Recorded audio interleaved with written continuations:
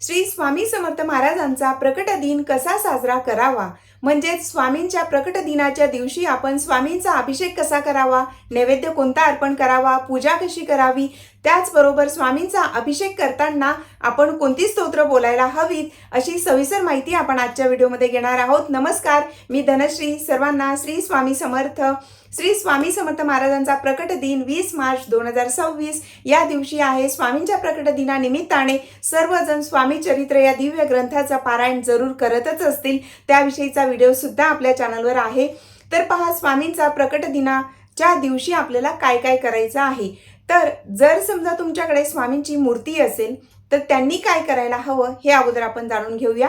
त्यानंतर की ज्यांच्याकडे मूर्ती नाही, फोटो आहे, तर त्यांनी कशी सेवा करावी हे सुद्धा आपण माहिती घेणार आहोत। तर ज्यांच्याकडे स्वामींची मूर्ती असेल, मूर्ती लहान असेल, मोठी असेल, पितळी असेल किंवा अजून कोणत्या धातूची असेल, तर त्यांनी त्या दिवशी म्हणजे स्वामींच्या प्रकट दिनाच्या दिवशी पहाटे लवकर उठायचं आहे। शक्य झाल्यास ब्रह्ममुहूर्तात तुम्ही ही सेवा केली तर अतिउत्तम, किंवा ज्या पद्धतीने तुम्हाला जमेल त्या पद्धतीने तुम्ही करा। पण सकाळी अगदी ब्रह्ममुहूर्तात शक्य नाही झालं, पण जेव्हा जमेल तेव्हा तरी करा, पण अगदीच दुपारी संध्याकाळी असं करू नका। त्या दिवशी लवकर उठायचं आणि स्वामींची सेवा जरूर करायची आहे। तर समजा तुमच्याकडे स्वामींची मूर्ती असेल तर त्या दिवशी स्वामींच्या प्रकट दिनाच्या दिवशी तुम्ही देवाऱ्यामध्ये सुद्धा ही पूजा करू शकतात, किंवा पाटाची मांडणी केली तर अतिउत्तम, अशा पद्धतीनेही तुम्ही करू शकतात। तर स्वामींची मूर्ती असेल तर त्यावर आपण अभिषेक करायचा आहे। तर अभिषेक करताना आपण काय बोलायचं आहे आणि कशाने अभिषेक करावा। स्वामींच्या मूर्तीवर तुम्ही पाण्याने अभिषेक करू शकतात, किंवा पंचामृत एकत्र करून सुद्धा अभिषेक करू शकतात, किंवा जे पंचामृत आपण स्नान घालत असतो स्वामींना, तर जसं दह्याने, मग नंतर दुधाने, मग मधाने, अशा पद्धतीने सेपरेट करूनही अभिषेक करू शकतात, किंवा सर्व एकत्र करून पंचामृताने सुद्धा अभिषेक करू शकतात। आणि नाहीच वेळ असेल किंवा शक्य नसेल तर फक्त पाण्याने अभिषेक केला तरीही चालू शकतं। त्याचबरोबर स्वामींना तुम्ही अभिषेक, फळांचा जो रस असतो त्याच्याने सुद्धा स्वामींचा अभिषेक करू शकतात। जसं की डाळिंबाचा रस असेल, संत्र्याचा रस असेल, अजून जे कुठले तुम्हाला शक्य होत असेल, छान जो काही फळांचा रस असतो त्याच्याने सुद्धा आपण स्वामींचा छान अभिषेक करू शकतो। शक्य असेल तर करा, हे मी फक्त सांगते, पण नसेल शक्य तर फक्त पाण्याने केला किंवा पंचामृताने केला तरीही चालू शकतं। पण ज्यांना वेळ असेल आणि ज्यांची खूप इच्छा असेल तर ते अशा पद्धतीने सुद्धा तुम्ही स्वामींची छान सेवा करू शकतात। तर त्यानंतर अजून महत्त्वाचं की स्वामींना तुम्ही जे गंगाजल असतं किंवा नर्मदा मैयाचं तीर्थ असेल, किंवा यमुना मैयाचं तीर्थ असेल तुमच्या घरात, तर त्याच्याने सुद्धा तुम्ही अभिषेक करू शकतात। कारण जेव्हा आपण तीर्थक्षेत्री जातो तर तिथून आपण गंगा मैयाचं किंवा यमुना तीर्थक्षेत्री गेलात तर तिथून जे जल आणलेलं असेल, किंवा नर्मदा मैयाची परिक्रमा करत असतील, तर अशा वेळेला जर नर्मदा मैयाचं जल असेल तुमच्याकडे, त्याच्याने पण अभिषेक केला तर अतिउत्तम। आणि हे काहीही नसेल तर अशा वेळेला तुम्ही पाण्याने अभिषेक करायचा। त्यात तुम्ही गंगाजल जे तुमच्याकडे आहे किंवा दुकानात मिळतं ते सुद्धा तुम्ही टाकलं तरीही चालू शकतं। आता हे झालं स्वामींचा अभिषेक कशाने करावा। तर आता अभिषेक करताना आपण काय बोलायला हवं।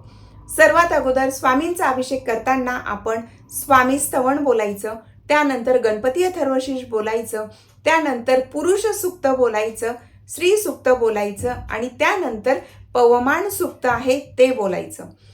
त्यानंतर श्री रामरक्षा स्तोत्र आहे तर ते 1 ते 9 ओव्यांपर्यंत रामरक्षा स्तोत्र पठन करायचं। फलश्रुती पठन नाही केली तरीही चालू शकतं, आणि इच्छा असेल तर पूर्ण रामरक्षा स्तोत्र पठन केलं तरी सुद्धा त्यात काही चुकीचं नाहीये। तर आता श्री सूक्त, पुरुष सूक्त हे किती वेळा पठन करावं, अगदी एक वेळा तुम्ही पठन केलं तरीही चालू शकतं। आणि जर वेळ असेल आणि तुमची इच्छा असेल तर तुम्ही 16 वेळा पुरुष सूक्त, 16 वेळा श्री सूक्त सुद्धा पठन करू शकतात। अशा पद्धतीने हे स्तोत्र बोलत आपण अभिषेक करायचा आहे। तर अभिषेक करत असताना जर तुमच्याकडे स्वामींचा आपण अभिषेक करतो किंवा शिवलिंगावर अभिषेक करतो, तर जी गळती असते त्याच्याने सुद्धा तुम्ही करू शकतात। म्हणजे ते तुम्ही ठेवून तिथे मूर्ती ठेवायची स्वामींची, आणि तुम्ही जे बोलताय स्तोत्र वगैरे पठन करतायत तशा पद्धतीने करा। आणि जर समजा असं नसेल तुमच्याकडे तर अशा वेळेला तुम्ही अगदी जो आपल्याकडे तांब्या असतो तर त्याच्याने तुम्ही अभिषेक केला सरळ तरीही चालू शकतं, किंवा पळीने तुम्ही अभिषेक करत असताना स्तोत्र पठन केले तरीही चालेल. अशा पद्धतीने स्वामींचा अभिषेक करायचा आणि ही स्तोत्र आपण बोलायची आहेत. त्याचबरोबर श्री स्वामी समर्थ, श्री स्वामी समर्थ 108 वेळा, कमीत कमी एक माळ आपण बोलायचं, म्हणजे 108 वेळा बोलायचं आणि तेव्हा श्री स्वामी समर्थ बोलत आपण अभिषेक केला तरीही चालू शकतं. ही स्तोत्र बोलायची आणि त्यासोबतच श्री स्वामी समर्थ मंत्र बोलायचा, हे मी सांगते. इतर वेळेला आपण फक्त स्वामींचा जप करत आपण म्हणजे स्वामींचं नाव बोलत आपण अभिषेक करत असतो. पण स्वामींचा प्रकट दिन आहे तर ह्या दिवशी हे स्तोत्र बोलत अभिषेक करायचा. यासाठी खूप जास्त वेळ सुद्धा लागत नाही. आणि जर तुम्ही जॉब करत असेल किंवा अजून काही असेल तर अशा वेळेला तुम्ही लवकर उठलात तर तुमची सर्व सेवा अगदी छान पद्धतीने होऊ शकते. त्यानंतर की आता स्वामींचा अभिषेक तर आपण अशा पद्धतीने करणार आहोतच. त्यानंतर जर स्वामींचं तुम्ही छान पाठाची मांडणी केलेली असेल तर अतिउत्तम. कारण जेव्हा आपण स्वामींचा प्रकट दिन असेल, पुण्यतिथी असेल, दत्त जयंती असेल तर अशा विशेष पर्वावर जर आपण पूजेची म्हणजे मांडणी करून जर आपण सेवा भक्ती केली तर आपल्या घरात सुद्धा छान आध्यात्मिक वातावरणाची निर्मिती होते आणि आपलं मन सुद्धा प्रसन्न राहतं. म्हणून तुम्ही पाठाची मांडणी जरूर करावी असं मला तरी वाटतं. पण हे कंपल्सरी नाहीये, तुमच्या इच्छेनुसार तुम्ही करू शकतात. तर आता पाठाची मांडणी जे करणार असेल तर ज्या ठिकाणी स्वामींचा तुम्ही देवारा असेल तिथे करा किंवा बाजूला जागा असेल तिथे करू शकतात. ती जागा स्वच्छ गोमूत्र वगैरे टाकून छान पुसून घ्यायची, स्वच्छ करायची, पाट किंवा चौरंग ठेवायचा, पिवळ्या रंगाचं वस्त्र अंथरायचं किंवा लाल रंगाचं असलं तरीही चालू शकतं. तर एक छान असं वस्त्र अंथरायचं, पाटाच्या सभोवती रांगोळी काढायची. सुरुवातीला पाट किंवा चौरंग ठेवण्यापूर्वी पाटाच्या खाली आपण स्वस्तिक जरूर काढावं आणि त्यानंतर त्या स्वस्तिकवर हळदी कुंकू अक्षता व्हायच्या आणि मग चौरंग किंवा पाट ठेवावं.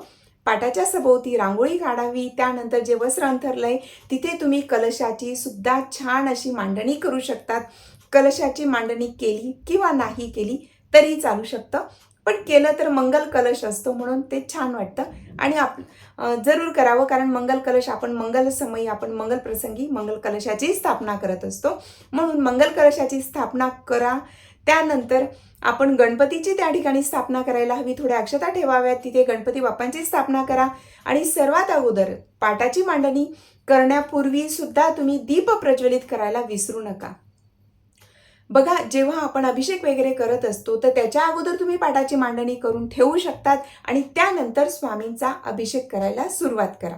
तर पाटाची मांडणी करण्यापूर्वी, संपूर्ण मांडणी करण्यापूर्वी चौरंग ठेवायचा, वस्त्र अंथरायचं, तिथे दीप प्रज्वलित करायचा आणि मग नंतर तुम्ही गणपती बाप्पांचा सुद्धा पाण्याने किंवा पंचामृताने अभिषेक करून तिथे स्थापना करावी. स्वामींचा फोटो असेल, स्वामींची मूर्ती असेल तर अभिषेक करायचा आणि मग पाटावर स्थापना करायची. त्याचबरोबर जर दत्त महाराजांची मूर्ती असेल किंवा फोटो असेल तो सुद्धा तुम्ही ठेवू शकतात.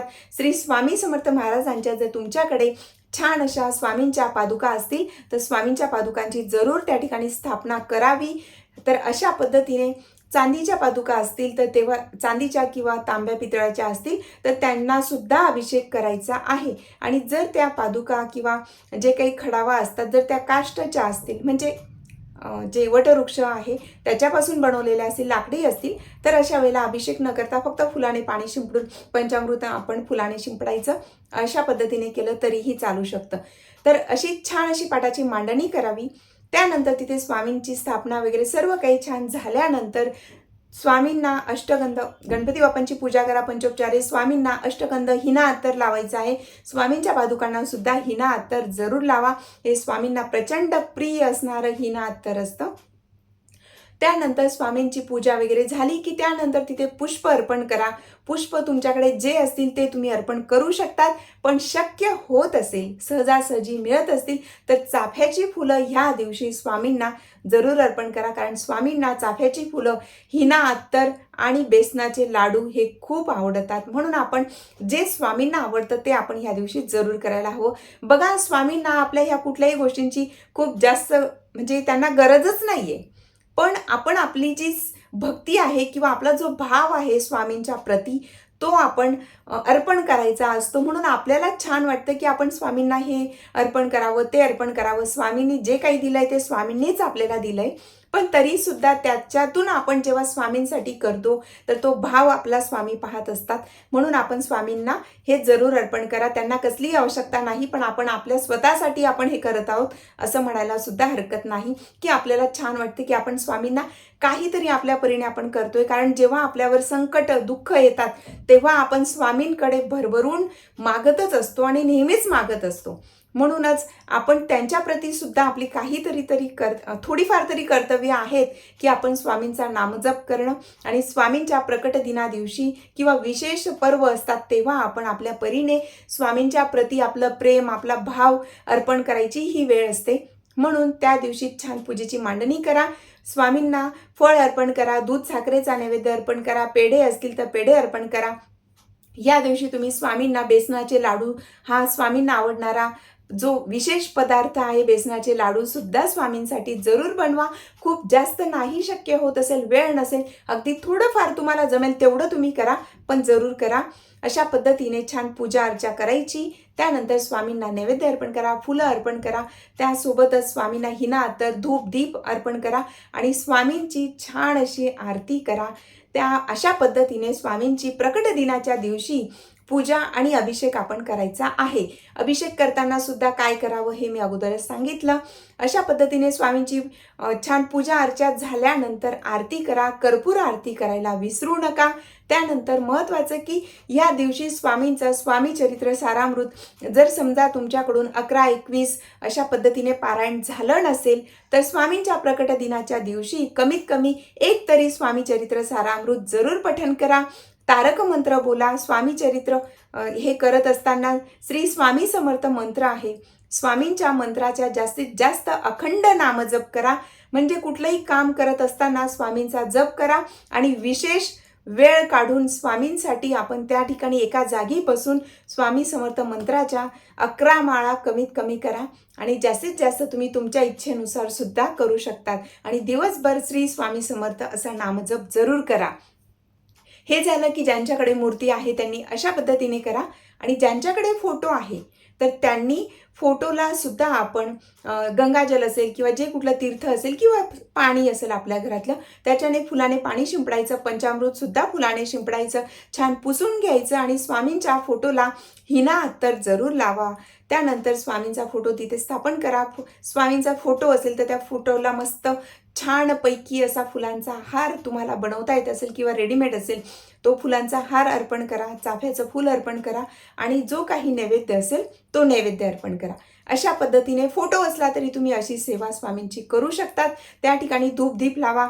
धूप लावत असताना सुद्धा जे हिना धूप सुद्धा मिळतं तर ते सुद्धा तुम्ही स्वामींना प्रकट दिनाच्या दिवशी ते अर्पण करू शकतात. अशा पद्धतीने मूर्ती असेल त्यांनी सुद्धा आणि फोटो असेल त्यांनी सुद्धा अशा पद्धतीने जरूर स्वामींची सेवा करा आणि ज्यांच्याकडे फोटो किंवा मूर्ती नसेल तर त्यांनी ह्या दिवशी स्वामींचा फोटो किंवा मूर्तीची स्थापना जरूर करावी. तर अशी ही स्वामींचा प्रकट दिन आपण सर्वांनी खूप खूप छान अशी सेवा करा. त्याचबरोबर त्या ठिकाणी तुम्ही छान अशी फुलांची सजावट करू शकतात.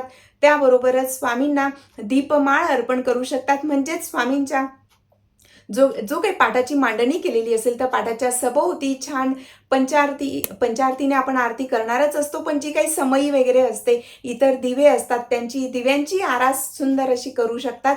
अशा पद्धतीने स्वामींचा प्रकट दिन आपण अगदी भक्तिभावाने आणि मनापासून साजरा करायचा आहे आणि याच्यात काही कमी जास्त झालं तरी मनात कुठलीही शंका आणायची नाही, कारण आपण जे काही करणार असतो ते अगदी मनापासून पूर्ण भाव म्हणजे पूर्ण श्रद्धा आणि भाव आपला जो असतो तो स्वामी पाहत असतात. त्याचबरोबर स्वामींना नैवेद्य पुरणाच्या पोळीचा नैवेद्य अर्पण केला तर अतिउत्तम, किंवा जे काही तुम्ही संपूर्ण जेवण बनवलं असेल त्याचाही तुम्ही नैवेद्य अर्पण करू शकता. ज्यांच्याकडे फोटो आहे तर त्यांनी अशा पद्धतीने पूजा करायची आणि जे काही स्तोत्र अगोदर सांगितली जसं की स्तवन असेल, स्वामी स्तवन, पुरुष सूक्त, स्त्री सूक्त आणि जे पौमान सूक्त आहे, रामरक्षा आहे तर ते फक्त तुम्ही पठण केलं तरीही चालू शकतं. अशा पद्धतीने सेवा करायची, आरती करायची आणि स्वामी चरित्र ग्रंथाचं पठण करा. त्याचबरोबर या दिवशी अखंड नामस्मरण प्रत्येकाने करायचं आहे. तर ज्यांच्याकडे फोटो आहे त्यांनी अशा पद्धतीने करा. त्याचबरोबर या दिवशी अन्नदान सुद्धा आपल्या परीने आपण जरूर करायला हवं. तर ते अन्नदानाचं तुम्हाला जिथे जमेल त्या ठिकाणी जसं जमेल तसं तुम्ही करू शकतात. स्वामींचा मठ असेल किंवा केंद्र असेल किंवा दत्त महाराजांचं मंदिर असेल किंवा कोणतंही मंदिर असेल तर त्या दिवशी दर्शनाला जरूर जा.